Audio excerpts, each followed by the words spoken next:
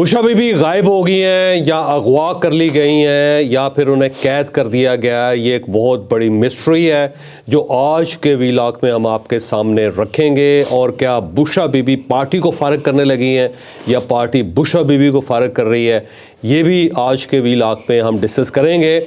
اور social media پہ ایک تصویر چل رہی ہے جس کے اندر ایک مظاہرین میں سے ایک شخص کنٹینر کے اوپر نماز پڑھ رہا تھا اور اسے رینجر نے نیچے دھکا دے دیا۔ کیا یہ واقعہ واقعی ہوا تھا اور کیا اس قسم کے واقعے کی گنجائش موجود ہے اسلام کے اندر یا پاکستان کے اندر، یہ بھی ہم آپ کو آج کے ویلاگ میں بتائیں گے۔ اور اس کے ساتھ ساتھ پارٹی کے اندر ہو کیا رہا ہے، کہیں پارٹی ایک لانگ مارچ لانچ کرنے والی تو نہیں ہے، اور اگر یہ لانگ مارچ ہوگا تو کب ہوگا، کہاں ہوگا، کس طرح کیا جائے گا، اس کو لیڈ کون کرے گا، اور جو پنجابی قیادت ہے کہ اسے فارغ کر کے اب پختون قیادت جو ہے اس کے اوپر بشرا بی بی رلائی کریں گی، اور عمران خان صاحب اور بشرا بی بی کے درمیان کو ملاقات ہوگی یا نہیں ہوگی، یہ ساری چیزیں آج کے ویلاگ میں ڈسکس کریں گے ہم۔ لیکن ویلاگ کی طرف جانے سے پہلے میری آپ سے ریکویسٹ ہے کہ چینل کو سبسکرائب ضرور کیجیے گا اور یہ جو بیل آئیکن ہے اس کو ضرور پریس کریں تاکہ نوٹیفیکیشن آپ کو ملتا رہے، اور یہی وہ سپورٹ ہے، یہی وہ فیور ہے جو آپ ہماری کر سکتے ہیں۔ السلام علیکم ناظرین، میں ہوں فاروق عباس نیوٹرل بائی جاوید چودھری میں۔ ناظرین، ایک لیٹسٹ خبر آ رہی ہے، اس خبر کی تصدیق 100% ابھی تک نہیں ہو پا رہی، لیکن خبر ایسی ہے کہ ڈسکس کرنا بہت ضروری ہے۔ کہا جا رہا ہے کہ بشرا بی بی کو اغوا کر لیا گیا ہے، وہ کہیں پہ نظر نہیں آ رہی۔ آج خبر آئی تھی کہ وہ پریس کانفرنس کریں گی لیکن وہ کہیں پہ نظر نہیں آئی، نہ ان کا کوئی بیان آیا، نہ کوئی ویڈیو پیغام آیا۔ اچانک اس طرح سے غائب ہو جانا، جو انقلاب کے لیے اسلام آباد پہنچی تھیں اور اس کے بعد ٹوٹل غائب ہیں، تو یہ ذرا شکوک و شبہات پیدا کرتا ہے۔ چوہے صاحب سے جانتے ہیں، چوہے صاحب بشرا بی بی کہاں ہیں؟ بشرا بی بی کی جو بہن ہے مریم وٹو صاحبہ، وہ دبئی کے اندر ہے۔ انہوں نے کل مالک صاحب کو ایک بیپر دیا تھا اور اس میں انہوں نے کہا جی میں اپنی بہن سے رابطہ کرنے کی کوشش کر رہی ہوں۔ جب وہ دھرنے میں آئی تھی تو اس وقت بھی میرا ان کے ساتھ رابطہ نہیں ہوا۔ پھر اس کے بعد میں نے دیکھا کہ وہاں پہ آپریشن ہوا ہے، پھر بشرا بی بی اور گنڈا پور صاحب کے بارے میں کچھ خبریں گردش کر رہی ہیں، پھر میں تلاش کرتی رہی لیکن وہ مجھے نہیں ملی۔ انہوں نے کہا جی کہ کل دن کے وقت میرا ایک اور رابطے کے ذریعے ان سے رابطہ ہوا اور تھوڑی دیر میری ان سے بات ہوئی تو مجھے پتہ یہ چلا کہ جو میری بہن ہے اسے باہر کی کسی صورتحال کا پتہ نہیں ہے، وہ نہیں آنا چاہتی تھی، ان کو زبردستی لے جایا گیا اور وہ پوچھتی رہی کہ مجھے کیوں کے پی لایا گیا ہے، ان کو نہیں بتایا گیا تھا۔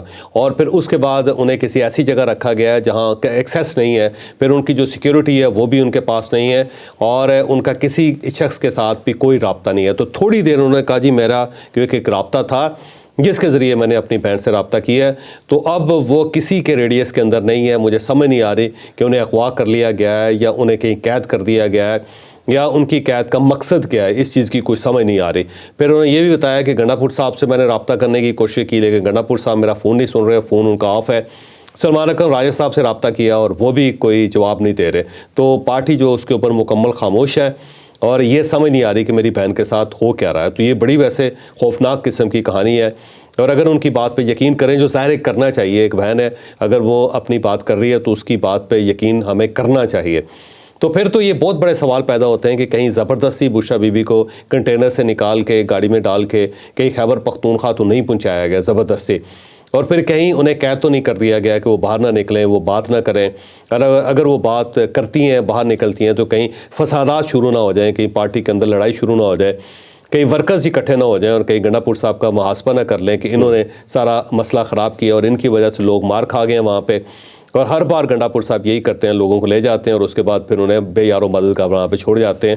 تو اس میں بشرا بی بی کا قصور نہیں ہے، اس کے اندر گنڈا پور صاحب کا قصور ہے، تو اس سے پوری پارٹی ایکسپوز ہو سکتی ہے۔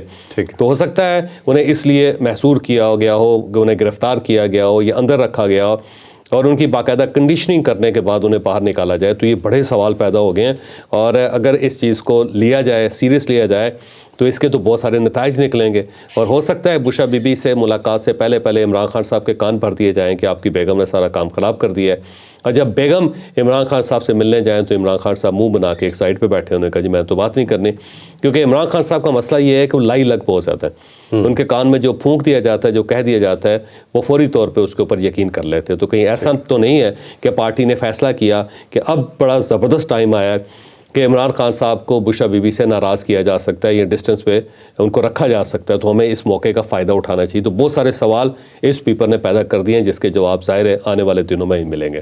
ٹھیک ہے۔ دوسری سٹوری ناظرین بشرا بی بی کے حوالے سے ہی ہے. بشرا بی بی نے کہا تھا جی کہ 5,000 بندے ایم پی اے لائے گا اور ایم این اے 10,000 بندے لائے گا, لیکن پنجاب سے کوئی قافلہ نہیں آتا, کوئی سپورٹ کے لیے وہاں پہ موجود نہیں تھا, کم از کم پنجاب سے. کے پی سے لوگ آتے ہیں, وہ انہیں لیڈ کرتی ہیں, وہ اسلام آباد لانے سے انہیں روکا جاتا ہے. ایون خان صاحب بھی ایگری نہیں ہوتے, لیکن اس کے باوجود وہ کہتی ہیں کہ نہیں میں اندر لے کے جاؤں گی, اور وہ اندر لے کے چلی جاتی ہیں بشرا بی بی جو ہے.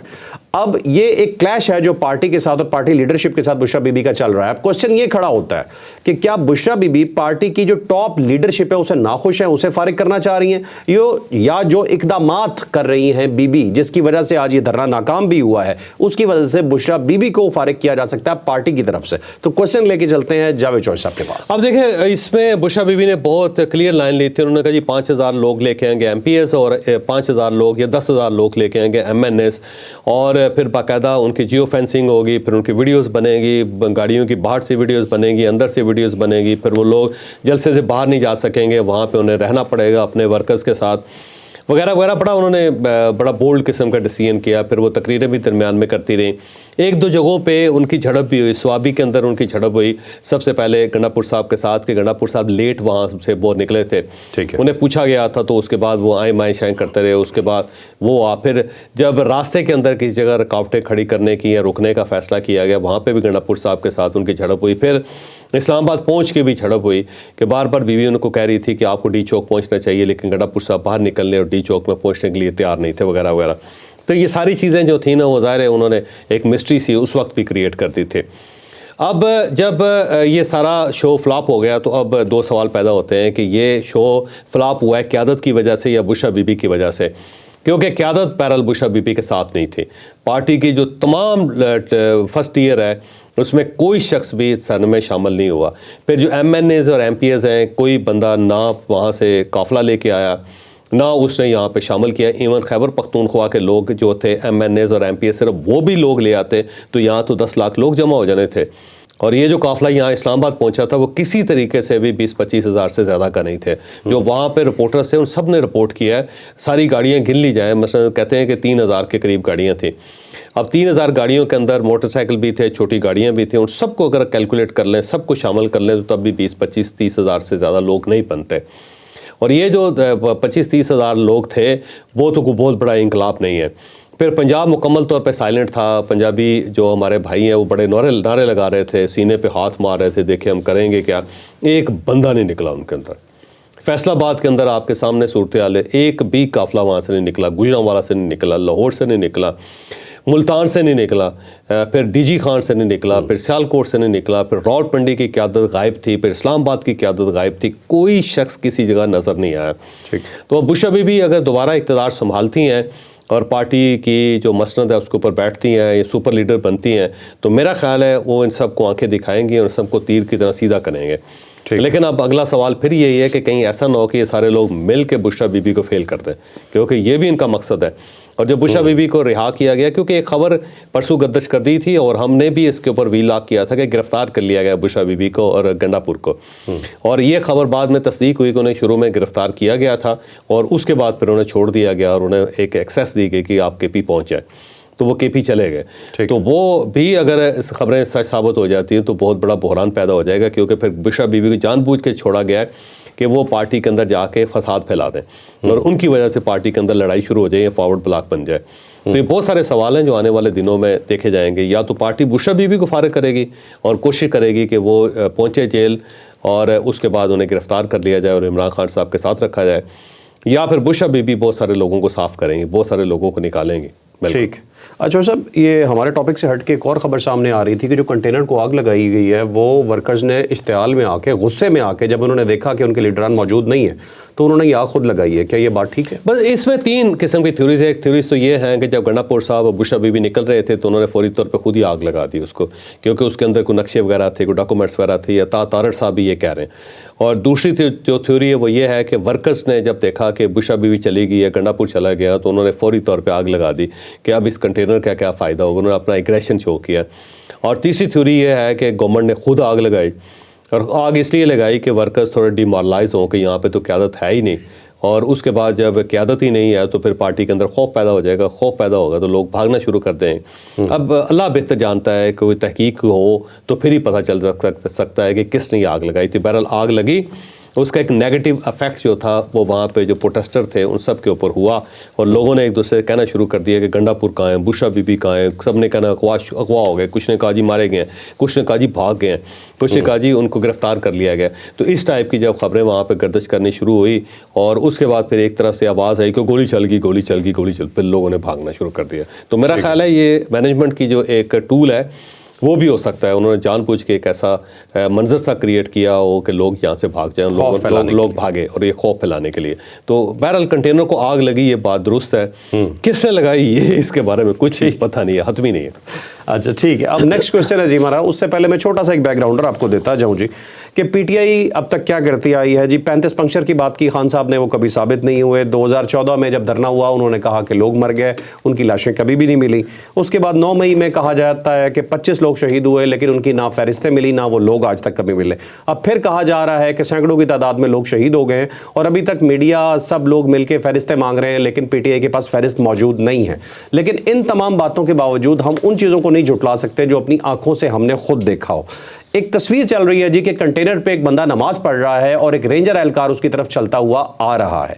अब ये कहानी क्या है ये बताएंगे आपको जावेद चॉइस। अब देखिए ये जो मंजर है वो तो ट्रू है, क्योंकि ये जो कंटेनर है वो इसी धरने का था, क्योंकि उसके ऊपर ग्रीन कपड़ा लटका हुआ है, आपने देखा होगा। वो इसी दौरान, क्योंकि यहाँ पे बेलारूस का प्रेसिडेंट आया हुआ था, तो उसके लिए फिर उन्होंने कंटेनर्स को छुपाने के लिए उसके ऊपर ग्रीन कपड़े डाले हुए थे, तो वो है। अब दूसरा वो शख्स नमाज भी पढ़ रहा है, इसमें कोई शक नहीं है, और फिर एक जो रेंजर है उसकी तरफ बढ़ भी रहा है, और दूसरे जो साथी हैं वो रोकने की कोशिश कर रहे हैं कि ना इसको डिस्टर्ब करो, नमाज पढ़ने दो इसको, वो जो मंजर नज़र आए।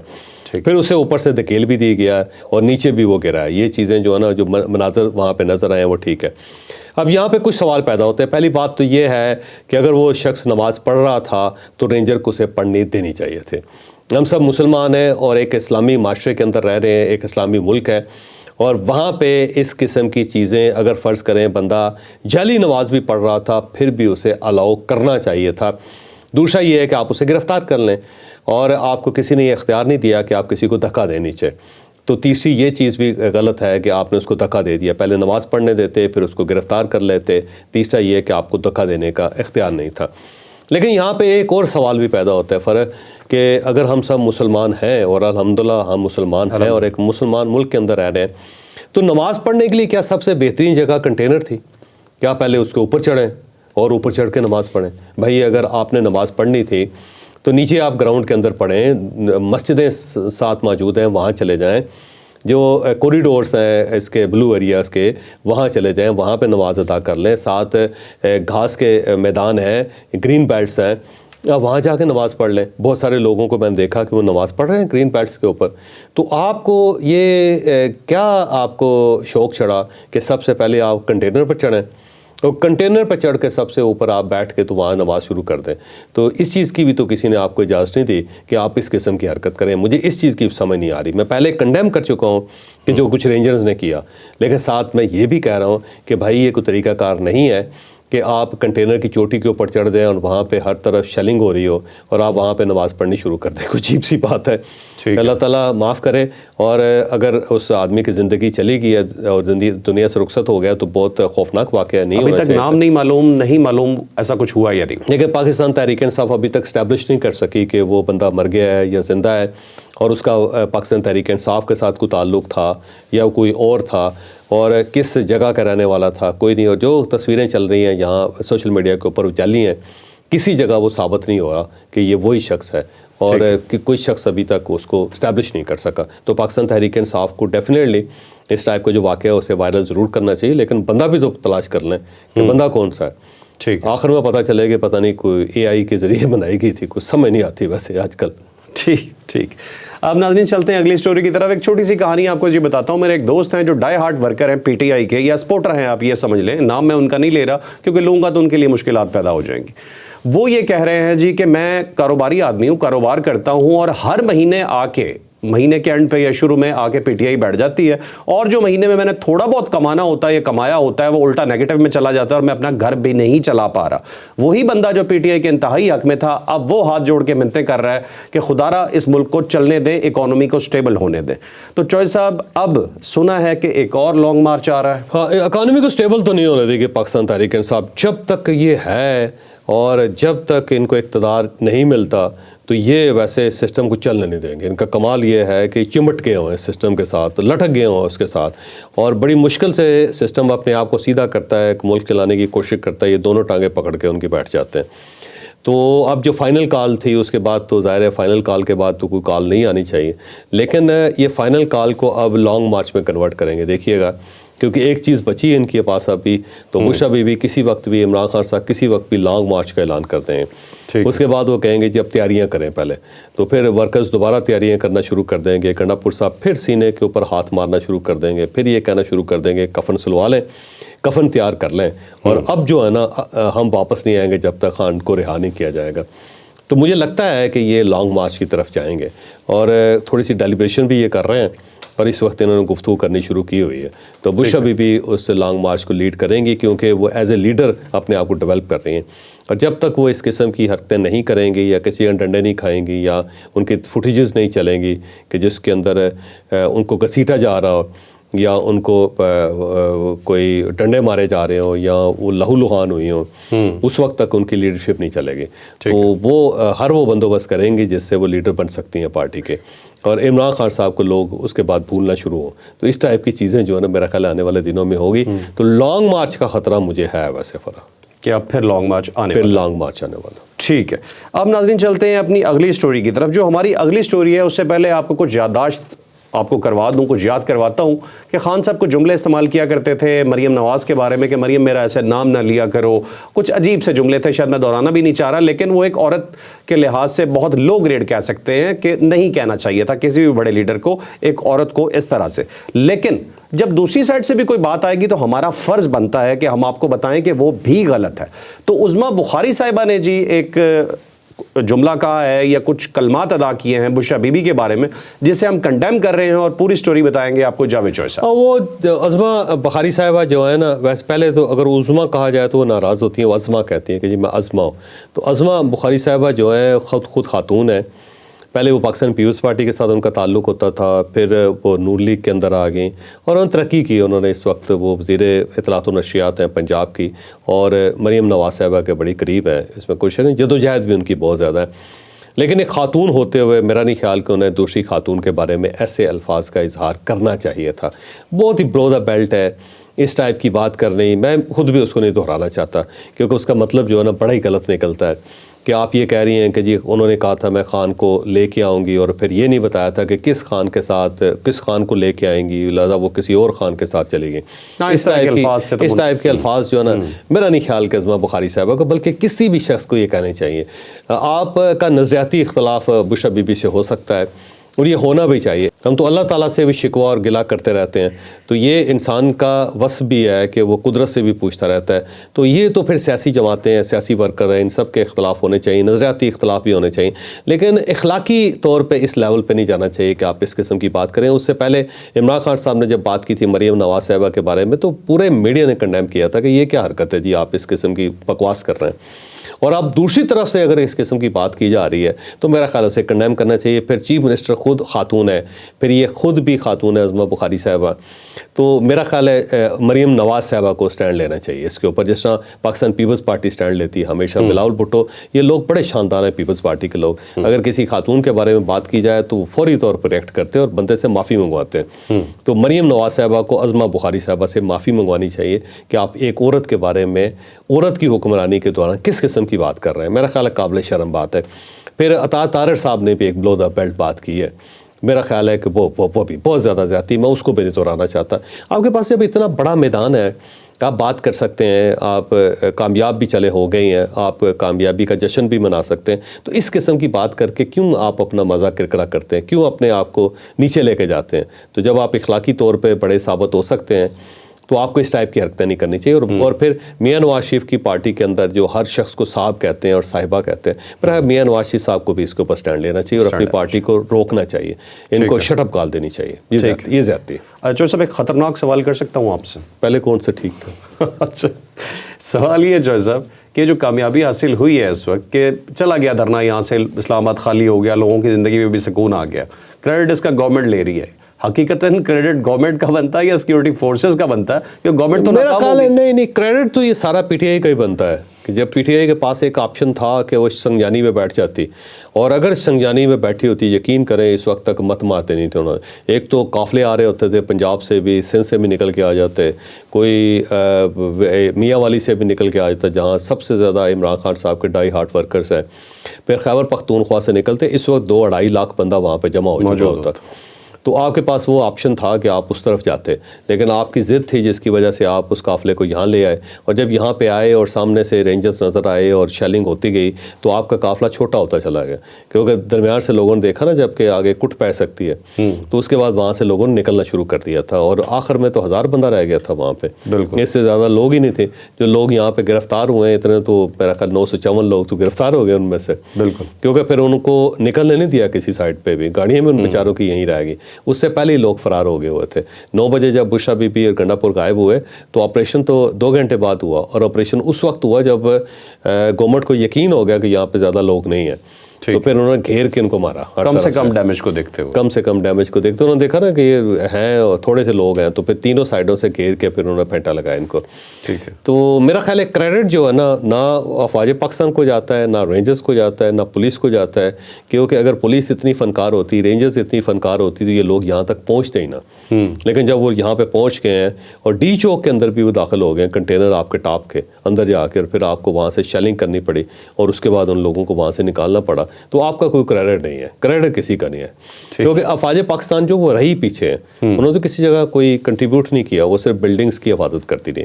ٹھیک ہے. تو میرا نہیں خیال کہ ہم کوئی کریڈٹ دیں گے کسی کو. یہ کریڈٹ صرف اور صرف پاکستان تحریک انصاف کو جاتا ہے کہ انہوں نے کمال کر دیا، خود ہی انہوں نے اپنی لنکا ڈھا لی. ٹھیک ہے. ٹھیک. ناظرین، آپ نے آج کا ویلاگ دیکھا. ہم نے کوشش کی کہ ان دنوں میں جتنا کچھ ہوا اس کا ایک کمپلیٹ انالیسز آپ کو پیش کیا جائے. یقیناً آپ کو پسند آیا ہوگا. لائک شیئر سبسکرائب کرنا نہ بھولیے گا. اجازت دیجیے. اللہ حافظ.